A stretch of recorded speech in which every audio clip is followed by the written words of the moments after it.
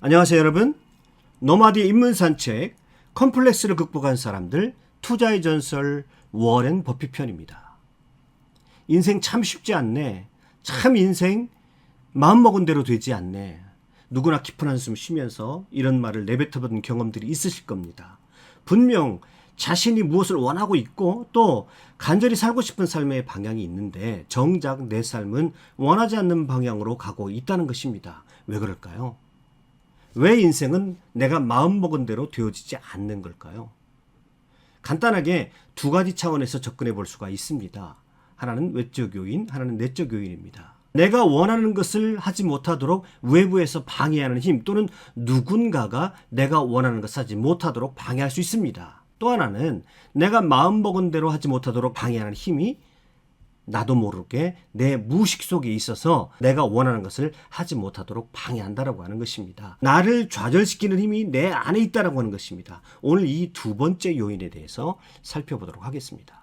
다시 이 말로 돌아와 보지요. 마음먹은 대로 되지 않는다. 이 그림을 보시면 우리의 마음이 나누어지는 것을 볼 수가 있습니다. 마음을 먹는 마음, 즉 무엇인가를 결심하고 판단하는 마음, 그리고 그 마음과는 별개로 그것을 방해하는 마음이 있지요. 전자를 일컬어서 의식, 후자를 일컬어서 무의식이라고 합니다. 여기 보면 무의식이 훨씬 큰 자리를 차지하고 있는 것을 볼 수가 있습니다. 이 마음 먹는다라고 했을 때 이같이 스스로 다짐하고 내가 이것을 해야지라고 생각하게 하는 의식의 중심에 자리 잡고 있는 마음을 우리는 자아라고 합니다. 이 자아는 의식의 핵심인데요.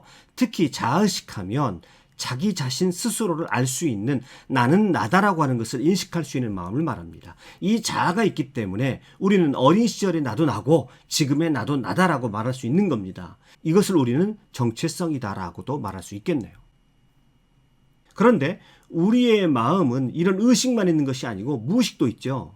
위에서 마음먹은 대로 되지 않는다라고 할 때 의식과는 별도의 마음이 우리의 무의식이라고 부르는 마음이 있는데 사실 우리가 애써 노력하지 않으면 좀처럼 그 모습을 잘 드러내지 않습니다. 다만 무의식이기 때문에 나도 모르는 사이에 내 행동과 생각에 영향을 줍니다. 그 무의식 중에 하나가 바로 컴플렉스인데요. 컴플렉스는 쉽게 말하면 우리의 무의식 속에 자리 잡고 있는 좌절된 욕망 덩어리 또는 상처받은 감정 덩어리들입니다.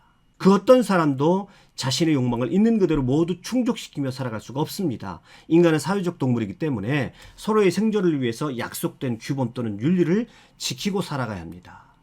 자, 이것은 필연적으로 내 욕망의 일부를 포기해야 한다는 것을 의미합니다. 그런데 욕망은 포기한다고 해서 사라지는 것이 아닙니다. 모두 무의식 속으로 억압되며 스며들어갑니다. 이렇게 포기되고 좌절된 욕망들, 그 경험들, 그리고 억압되면서 받은 상처와 감정들은 무의식 속에서 얼기설기 쌓여갑니다. 그리고 그런 비슷한 경험들이 반복되면서 하나의 덩어리를 형성하게 되는데요. 이 복잡한 감정 덩어리를 컴플렉스라고 부릅니다. 이 컴플렉스는 무의식 속에서 아무런 일도 하지 않고 가만히 있는 것이 아닙니다. 늘 호시탐탐 자아가 가지고 있는 지배적인 위치를 빼앗으려고 탐을 냅니다. 어떤 상황이 발생했을 때 그와 비슷한 상황이 무의식 속에 좌절된 감정과 욕망의 형태로 잠복해 있다고 한다면, 즉 컴플렉스가 되어서 잠재되어 있다면 순식간에 올라와서 자아를 배제하고 주인 노릇을 하려고 합니다. 이런 상황이 되면 자아가 나를 지배하는 것이 아니라 컴플렉스가 자아를 지배하는 상황이 되어버리는 것이죠. 이렇게 컴플렉스에 의해 지배당하면 얼굴이 붉어지고 불안해지기도 합니다. 또 어떤 경우에는 완전히 자신을 잃어버리는 단계까지 이를 수도 있습니다. 그래서 감정을 자제하지 못하거나 심지어 행동도 통제하지 못해서 비이성적인 행동을 해서 파괴적인 결과를 만들어내기도 합니다. 제정신을 차렸을 때는 그 치명적인 결과에 망연자실하죠. 그러다가 거듭거듭 동일한 반복을 하는 자신의 모습을 보면서 죄책감과 열등감, 수치스러운 감정에 사로잡히기도 합니다. 끝내는 깊은 좌절감, 무기력증에 빠져버리지요. 그래서 결국 무의식 속에 있는 이 컴플렉스에 의해서 자신이 진정으로 살아보고 싶은 삶과는 멀어지게 되고 우리 입에서는 인생 참 마음먹은 대로 되지 않네라고 하는 탄식이 나오게 됩니다. 그런데 어떤 사람들은 정말 견디기 어려운 심각한 컴플렉스의 상황 속에서도 오히려 그 컴플렉스가 가지고 있는 에너지를 긍정적으로 사용해서 커다란 성취를 이룬 사람들이 있습니다. 그들은 컴플렉스에 굴복하지 않고 오히려 그 컴플렉스로 인해서 새로운 꿈을 꾸고 오히려 컴플렉스를 통하여 에너지를 공급받고 보통 사람들이 상상할 수 없는 커다란 업적을 쌓습니다. 올해 91세의 워렌 버핏입니다. 그는 11살 때부터 투자를 시작해서 연평균 25% 이상의 고수익률을 내고 있는 그야말로 살아있는 투자의 전설입니다. 2020년 세계 최고 부자 4위죠. 아마 최소 1천억 달러 이상 100조 이상의 자산을 가지고 있을 겁니다. 투자 방식에 있어서도 저평가된 기업 주식을 발굴해서 소위 가치 투자를 통해서 오래 보유함으로써 부를 축적을 했습니다. 자선단체 기금 마련을 위해서 유명인들과 점심 식사를 놓고 경매를 벌이기도 하는데요. 이 경매에서 워렌 버핏은 한화로 40억이 넘는 돈에 낙찰되었다고 합니다. 그러니까 그와 밥 한 끼 먹기 위해서는 40억을 내야 되는 것입니다. 그 외에도 수많은 수식어들이 따라다니는데요. 미국 제1의 파워 경제인 미국 대학생들이 가장 존경하는 인물 1위 오마의 현자. 그는 또 돈을 많이 번 것으로도 유명하지만 가장 많은 돈을 기부한 자산가이기도 합니다. 그는 2006년 재산의 86%를 사회에 환원했습니다. 이로 보나 저로 보나 아주 대단한 성공을 거둔 인물이면 틀림없습니다.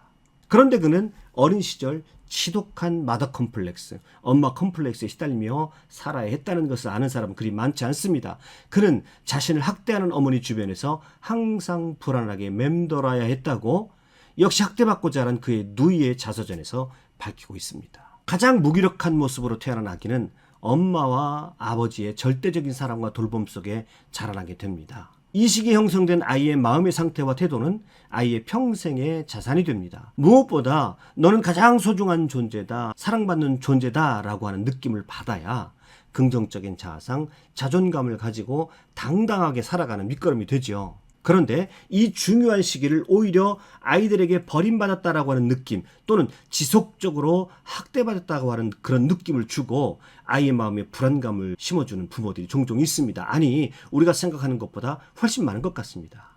그래서 이런 부모의 학대나 부당한 압력은 아이의 마음에 어두운 그림자를 지게 합니다.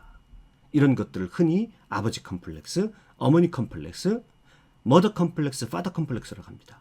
평생 불행의 씨앗이 아이의 마음에 심겨지는 것이죠. 워렌 버핏이 바로 마더 컴플렉스에 시달린 인물이었습니다. 그의 어머니 레일라는 히스테리성 신경 발작 증세를 가지고 있었다고 합니다. 특히 남편이 집에 없을 때마다 아이들이 저지르지도 않은 잘못을 머릿속으로 혼자 상상해내는 무서운 습관을 가지고 있었습니다. 혼자서 미친 사람처럼 가공해 있지도 않은 잘못을 꾸며내서 아이들을 몇 시간 동안이고 학대하며 몰아붙였다고 합니다. 아직 5살 배기에 불과했던 버핏은 영혼에 큰 상처를 받지 않을 수가 없었습니다.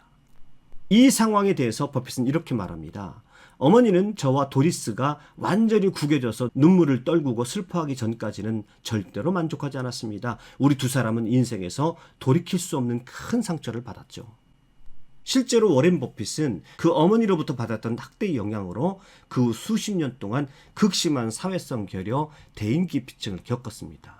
실제로 명문 펜실베니아 대학에 진학해서도 거의 캠퍼스 생활을 즐기지도 못하고 혼자 고독한 시간을 보내야 했습니다. 뿐만 아니라 후천성 야스퍼거 증후군, 신경과민과 우울증 등 각종 정신질환에 시달려야 했습니다. 워렌 버핏 하면 6살 때부터 껌이나 코카콜라를 팔아서 돈을 벌었고 그리고 신문 배달을 하고 경기장에서 땅콩과 팝콘을 팔아서 어린 시절부터 돈을 벌었다는 이야기가 전설처럼 전해집니다만은 사실 그가 이런 돈벌이에 나선 것은 필요한 최소한의 용돈조차 주지 않고 학대를 일삼는 어머니로부터 벗어나기 위한 측면이 강했던 것입니다. 자, 그렇다면 워렌 버핏은 어떻게 이런 마더 컴플렉스를 벗어날 수 있었을까요? 어떻게 어머니 학대가 가져다 준 그 상처를 극복하고 그렇게 위대한 성공을 거둘 수 있었을까요?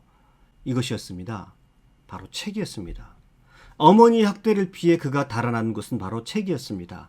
그는 거의 문자 중독증에 걸려서 책을 읽어제치기 시작한 것입니다. 이미 그는 7, 8살 무렵부터 할아버지 집에 있었던 책을 모조리 읽기 시작을 했습니다. 그는 특히 미국 경제를 휘어잡았던 위대한 기업인들의 전기를 읽기 좋아했고요. 할아버지가 읽고 쌓아두었던 리더스 다이제스트도 깡그리 읽어 제쳤습니다. 자연스럽게 경제에 관한 관심이 생기게 되었고요. 우연히 할아버지를 졸라 선물 받은 채권에 관한 책을 읽은 후에 여러 해 동안 시내 도서관을 제 집처럼 드나들면서 주식이나 투자에 관한 책을 모조리 읽었다고 합니다. 버핏의 문자 중독은 분명 그의 어머니에 대한 학대의 반작용이었을 것이 분명합니다. 그런데 이것이 심리적으로 중요했던 것은 이 독서를 통하여 이 상처받은 소년이 꿈을 꿀 수 있었다라고 하는 것입니다. 책 속에 등장하는 성공한 사람들의 이야기가 그의 마음에 자리를 잡았고 그들을 마음속에 자신의 롤모델로 이상화시켰고 또 자신도 그들처럼 살 수 있다라는 그런 확신을 가졌던 것입니다. 그는 책을 읽는 순간 어머니 학대를 잃고 자신만의 꿈을 꿀 수 있는 사람으로 변해갔던 겁니다. 그는 자신이 배달하고 있었던 워싱턴 포스트지의 주식을 사들여서 대주주가 될 것이라고 다짐을 했고요. 친구 에릭슨에게 찾아가서 자신은 35살 때 억만장자가 되겠다고 선언을 했다고 합니다. 결국 많은 책을 읽으면서 버핏 안에 쌓여간 그 지식이 그를 꿈꾸게 했고 스스로 무엇이든 할 수 있다는 자신감을 갖게 한 것이죠. 학대받고 상처를 받았으면서도 그것을 넘어서는 자신감과 자존감이 그의 마음속에 훨씬 더 큰 힘으로 자리 잡았다는 것입니다. 그의 자아가 긍정적으로 변하니까 그가 자신의 정체성에 대해서 긍정적인 정체성을 가지니까 즉 독서를 통해서 자신이 닮아야 할 이상적인 롤모델을 찾고 또 자신도 그렇게 살아가야 하겠다고 이상화시키고 꿈을 갖고 하나씩 실천해 나가다 보니까 그의 마음속에 자신감, 자존감들이 생긴 것이지요.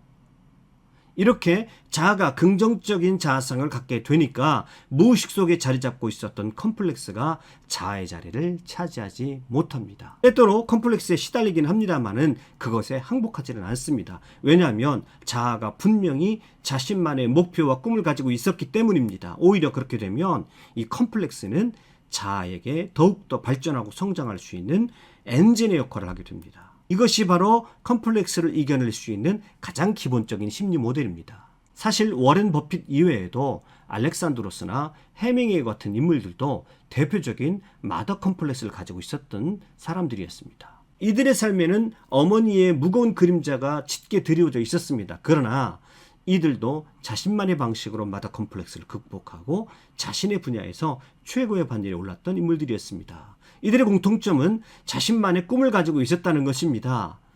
자, 이들이 과연 행복한 삶을 살았느냐라고 질문한다면 그거는 또 다른 측면에서 이야기를 해야 합니다만은 어쨌건 오늘은 어떻게 컴플렉스를 극복하는지 그 기본 원리를 워렌 버핏의 이야기를 통해서 설명을 드렸습니다. 자, 오늘도 영상 끝까지 시청해 주셔서 대단히 감사합니다. 수고하셨습니다.